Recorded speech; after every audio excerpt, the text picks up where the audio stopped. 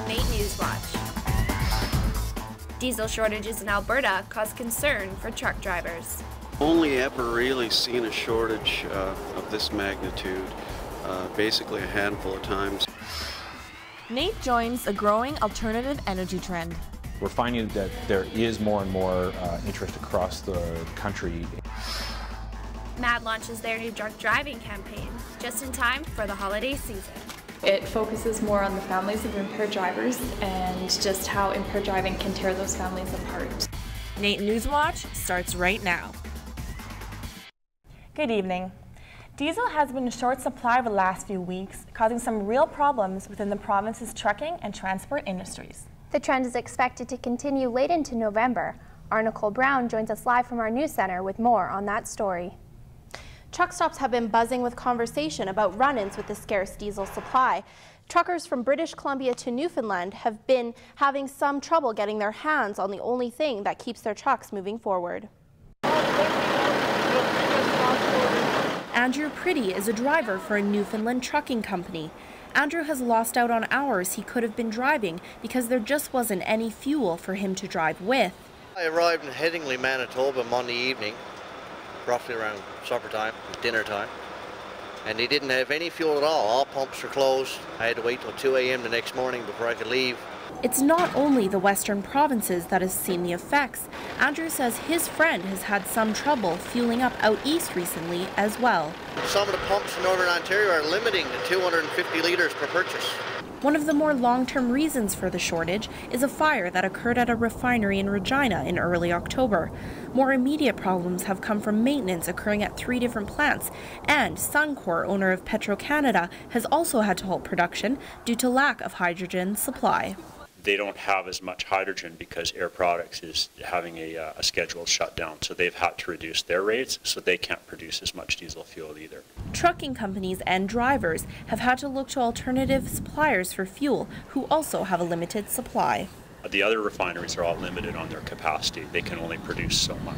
Although many drivers have had a hard time finding diesel across Canada these past few weeks, Steve Gallant, a representative with Cairn Transport, says it has its advantages of being a larger fleet in a market with a decreasing diesel supply. If you're based out of a smaller center like that, you'll definitely have some concerns. Gallant believes the industry is doing what it can to ensure the fuel is being evenly distributed to those who need it. I think the fuel suppliers have been trying to keep a balance of keeping fuel available in different locations. The dry spell is estimated to last for another few weeks. Drivers like Andrew are advised to fill up their tanks in major centers. It is important to note that this is a shortage, not an outage, and that the supply will be replenished shortly. Are diesel prices increasing because of the shortage? Well, they have increased by 3% for the average consumer at the pumps. However, most transport companies that I have talked to have actually reported a decrease. And how will Alberta recover from the shortage? Well, the Suncor plant is scheduled to begin reproducing diesel fuel on November 19th, which should help out quite a bit. However, it will take 2 to 3 days in order for them to get back up to their normal level of production. Thanks, Nicole. That's Nicole Brown reporting live from our news center tonight. This is NAIT NewsWatch. Students are learning how to be green and what that means for the future of Alberta. A new alternative energy program hits NAIT this fall and has already started saving power. Eve Custer joins us with more on this story.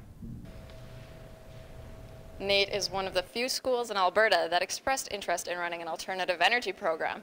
However, the program is catching on in many schools across Canada. Alberta is really well known for its energy potential. We're an energy manufacturing province, and we're very good at that, and we'd like to continue moving forward on that. One of NAIT's power-saving projects is its wind turbine. It has a diameter of 12 feet and has been up and running for 2 months now. It produces electricity to help power the campus. Hydroelectricity and solar energy are just a couple of the areas the program explores. The first intake for the program this September was 25 students. There were 6 times as many applicants than available positions. The popularity for the industry is continuing to develop as Alberta moves towards more energy-efficient methods for the future. Our program and NAIT are very interested in making sure that we support the industries that exist within Alberta and position Alberta to build new industries as well. Students will acquire the skills to help create eco-friendly communities. NAIT hopes to be a part of the City Centre redevelopment plan, which is said to be a carbon-neutral community, meaning the greenhouse gas emissions will be balanced out with renewable energy. It's very ambitious. It will be a showcase for the world, and I think that we've got another opportunity here, both as a city and as a province, to go there, and NAIT would love to be able to help with whatever we can. Moving forward, the new program at NAIT is expected to provide the students with highly valued jobs across Western Canada. Thanks, Eve. British Columbia upped their minimum wage to $10 an hour last week, leaving Alberta with the lowest pay in the country. The province's wage is now sitting at $9.40 an hour. The changes on November 1st prompted groups like Public Interest Alberta and student unions to lobby for a raise. The good news is that the day after we did our little events on November 1st across the province, Premier Redford has come out now in the media and said we need to review the minimum wage. Alberta is one of only 3 provinces that has a differential wage, meaning those who waitress and serve alcohol are making $9.05 an hour. According to Stats Canada, for a person to be working full-time and earning over the poverty line, the minimum they can be making is $12 an hour. Groups across the province are expecting a change soon. The city announced its plans to reduce the 2012 budget by more than $10 million, with the majority of the proposed cuts being taken from city rejuvenation programs. However, as a result of escalating violence, the service has worked closely with the community. Council suggested cutting annual flower planting and holiday tree lighting across Edmonton, as well as reducing snow removal from streets. The challenge that we actually face is the city is in the A to Z business, and if we start to impact a service, and the service is something people see, it doesn't matter which area of the city we touch or which example we touch, there is actually a service impact. These proposed cuts would save the city just under $19 million and help meet the council's goal of a 4.5% property tax hike. With the launch of their annual Red Ribbon campaign, Mothers Against Drunk Driving have revealed a new PSA that brings a sobering visual aspect to the cause. The label is meant to be placed on car windows and depicts a cartoon picture of a family in mourning after the loss of someone due to a car crash. In conjunction with the new campaign, Layla Mulder and the rest of the Edmonton MAD division are also striving for harsher punishment for those who drink and drive. Something like lowering our BAC tolerance, as well as having, rather than that 24-hour suspension, let's look at 3-day suspension and then possibly a week having a car impounded, those sorts of sanctions.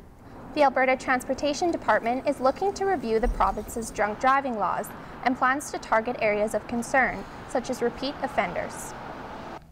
Vimy Ridge Academy held a Remembrance Day ceremony this past week that hit close to home for those students involved. The school is named after the historic World War I battle between the Canada and Germans. With war memorabilia lining the walls of the school and drill and parade classes available, students feel a deeper connection to Remembrance Day and what it means to our country's veterans. Of all the stuff that's been sacrificed for Canadians, it's a big part just being in a school that's named after one of the greatest battles in Canadian history. It's what brought us together as a nation. Megan will be one of around 50 students visiting France this spring to get a first-hand view of the Vimy Ridge battle site. Winter is fast approaching and Occupy Edmonton is preparing for the cold. Protesters have been camped out downtown since October 18th, but cold temperatures have led to fewer permanent residents. Occupy protester Ray has no plans to stay overnight when the weather changes. I can't sleep outside. I fell 5 stories a few years back and I broke so many bones. Sleeping outside is not an option. Suffering outside is an option. Will I do that? I hope to later. At least 1 or 2 nights. Those who are able to sleep downtown say they are in it for the long run. The group has invested in military tents to help fight the cold and built a teepee on Tuesday afternoon. There's been no word from Melcor or the city if action will be taken against the protest. Grand McEwen was granted university status 2 years ago, which has led to administration rethinking its layout. Currently, there are 3 Grand McEwen campuses, but the school hopes that by 2015, they'll be combined into one. Many students, like Haley Merchant, are excited by the possibility of a change. I'm just excited to be somewhere new and get out of the high school bubble, just because this feels so very high school that I'm excited to actually branch out and actually feel like I'm moving on in university. The move will also allow Haley, a communications student, access to a bigger library and more resources. Well, they're going to have a lot better services. It'll be a lot more consistent across all of our campuses, because right now it's difficult to provide everything, say, in the South Campus and the West End campus that we can here, because we just have more facilities. Construction of new downtown buildings relies on the sale of McEwen property. No deals have been set in stone yet, but Edmonton Public Schools is looking at the South Campus, while the City of Edmonton has a community center in mind for the West End. Coming up after the break, we head over to the 9th Annual Home Fest. We found out why people think Home Fest is so important. I think it's an unbelievable opportunity to raise awareness about what's going on in the City of Edmonton. Students feel they don't need to get their flu shots. I just think that if you're healthy and you can fight off sickness by yourself, why get it? For the first time in 7 years, the Edmonton Eskimos are hosting a playoff game. Stay tuned for sports to find out how they plan to deal with the Stampeders on Sunday.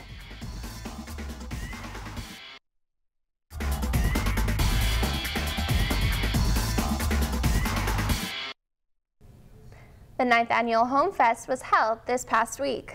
The event helps raise awareness on homelessness and affordable housing in Edmonton. With this year's event having a home theme, it highlighted the Canadian Aboriginal community through music and art. The artists behind the artwork were from all age groups, with many being mentored by teacher Sean Lassade. As you can see when you walk around, some of the art and some of the narratives that the kids wrote about what homelessness means to them, or what home means to them, it's really unbelievable. Event organizers say the future of the homeless is in the hands of Edmontonians and welcome donations.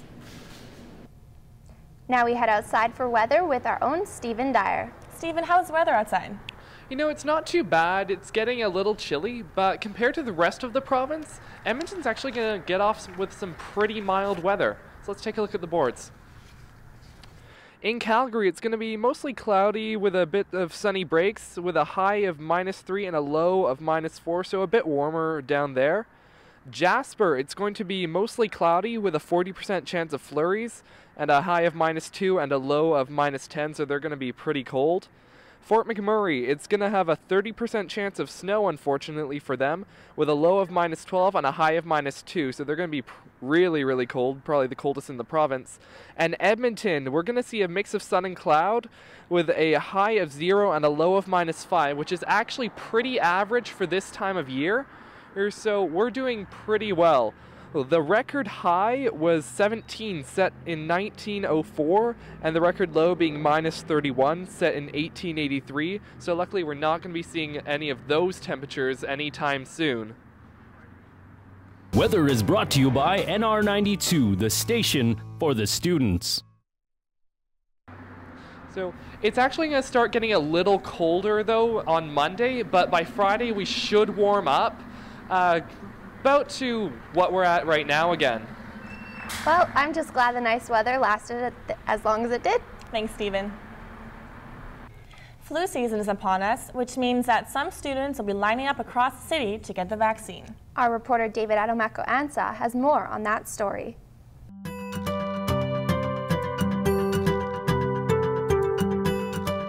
The influenza shot has been available to Albertans for a while now, and there are some students who just aren't interested in getting theirs. No, I've never had a flu shot before. NAIT radio student Aki Joninson doesn't believe in getting the annual flu shot.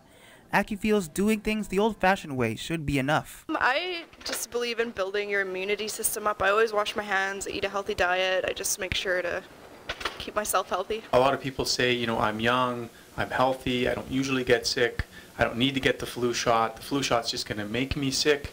And really, those things aren't true. The flu shot doesn't make you sick. There's no live virus in the flu shot. Pediatric intensivist Dr. Lawrence Lequi is a firm believer in students going out and getting immunized every year if possible. Anywhere from 60 to 90% of people that could get the flu could be prevented if everybody got a flu shot.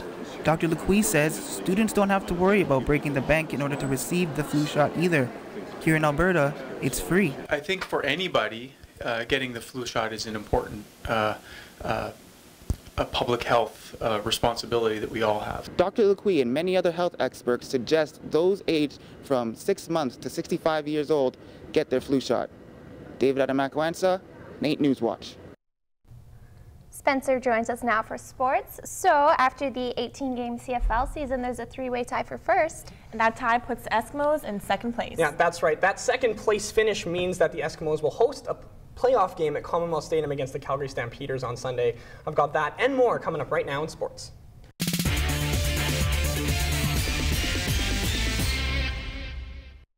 And for the first time in 7 years, the Edmonton Eskimos will be hosting a playoff game, facing Drew Tate and the Calgary Stampeders. Come Sunday, the Eskimos will be taking on a quarterback they've yet to face, and they're hoping to capitalize on the opportunity. That's big, having a playoff game at home and just, having Calgary coming up in here and with a quarterback that haven't been playing the whole season. I feel like we can take advantage of that and just go play hard and play fast and play smart. The Eskimos also feel like they can solve the surging Stampeders running back, John Cornish, and push through to the Grey Cup. Well, we know we got to step our game up as far as defense and offense. But our defensive line, we got to step our game to another level. You have to go in there and execute. You don't have any room for any mistakes because it's win or go home. You can catch the game this Sunday at 4:30. Over the last 3 years, NAIT badminton player Dan Kai has been dominating his sport. Kai has now won 3 straight national singles titles and is looking for more. Well on his way to a 4th straight national title, Kai seems virtually unstoppable. Kai believes that as long as he trains hard, success will continue to come his way. If I could keep my fitness up, I then think the upcoming tournament will be really good. Kai hopes to continue his unbeaten streak in the upcoming tournament hosted by NAIT. In his last tournament, Kai finished first in singles, doubles, and mixed doubles, posting an 11-0 record.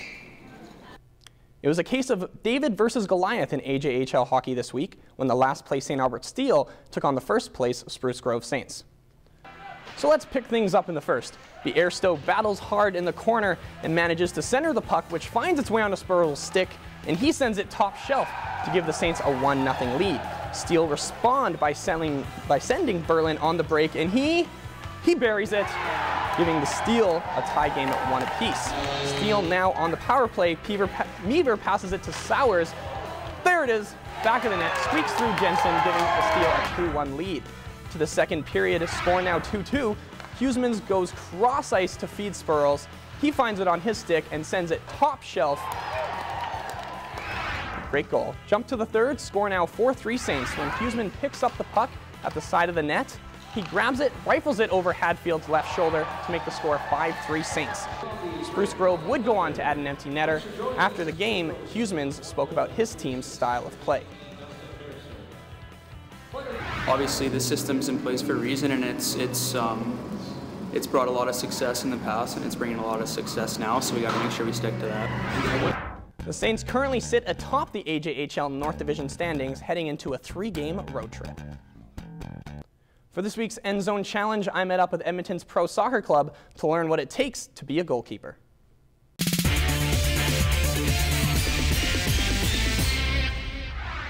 Hi, I'm David Monsalve from FC Edmonton. I'm going to try to teach this guy how to play goalie. How do you get these on?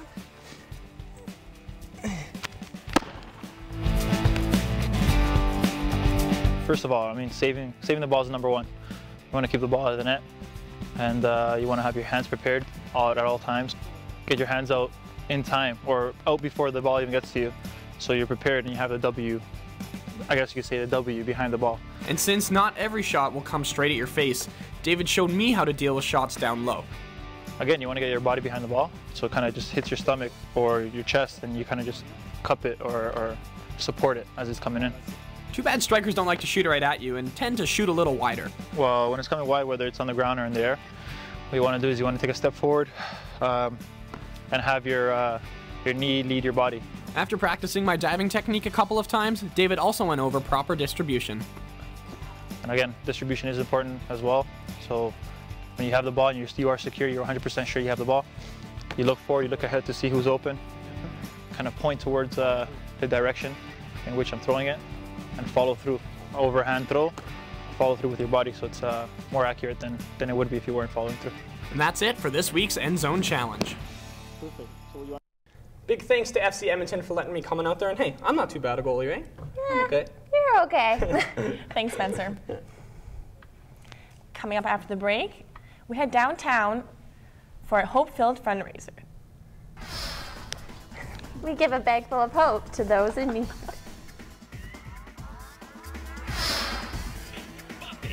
Coming up in entertainment, we have this year's hottest toys. Stay tuned. You're watching NAIT NewsWatch. With temperatures declining over the next few weeks, we thought it was the perfect time to fill a bag of hope. We filled 2 backpacks with life's essentials and donated them to a charity that will give them to the city's homeless. Bag of Hope was started by 12-year-old Jessie Michaud back in 2006. Now in its 5th year, the charity distributes around 300 bags annually and accepts donations of all kinds, ranging from winter clothes to toiletries. Thank you very much. Edmontonians can drop off stuffed backpacks at CFCW radio offices or at any UPS store in Edmonton. Well, I think our entertainment reporter Erin had way too much fun this week. I know, she spent a day in a toy store and has a preview of that new movie, J. Edgar. All that and more coming up in entertainment.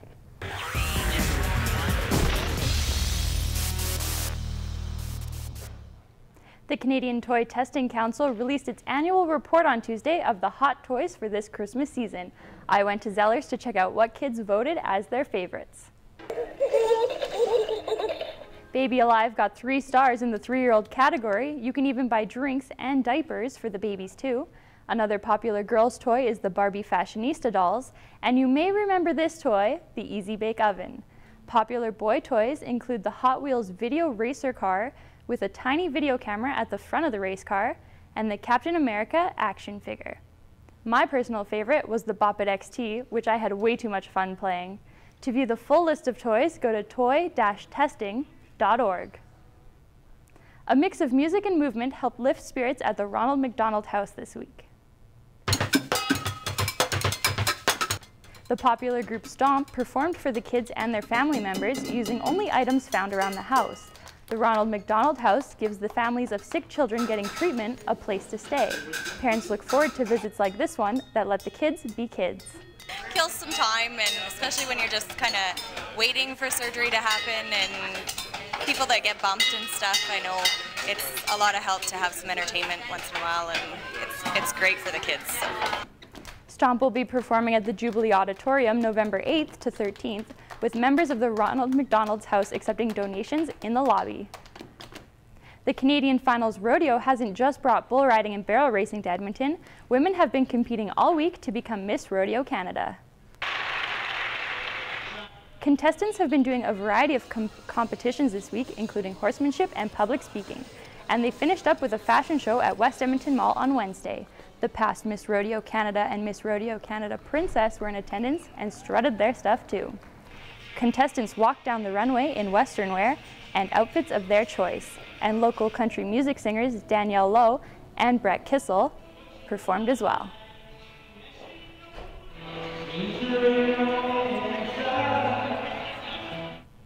A movie based on the life story of the first FBI director is now in theaters. He stayed in office longer than 6 presidents and kept secrets that could destroy the nation. His name was J. Edgar Hoover. And good men do nothing. Evil flourishes. A society unwilling to learn from the past is doomed. We must never forget our history.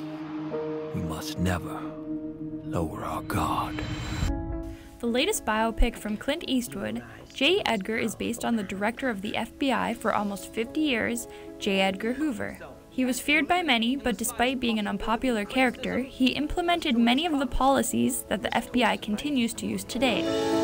Imagine if every citizen in this country were uniquely identifiable by the pattern on their fingers. Imagine how quickly we could find them if they committed a crime. The movie also digs deeper into Hoover's personal life and the secrets he kept that could have destroyed his image, career, and life. Is that legal? Sometimes you need to bend the rules a little in order to keep your country safe. Starring Leonardo DiCaprio and Josh Hamilton, this movie is meant to show you inside the life of the man who distorted the truth as easily as he upheld it.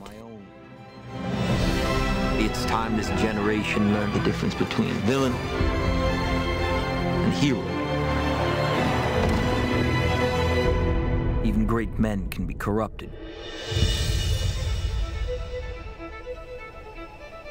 This week's viral video features a set of twins who have some serious dance moves. Check it out.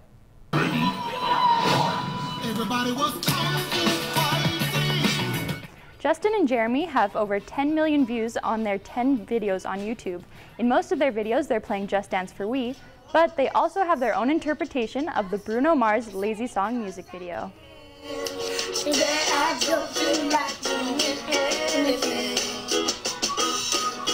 And this video of theirs even made its way into a Wii commercial for Just Dance 3.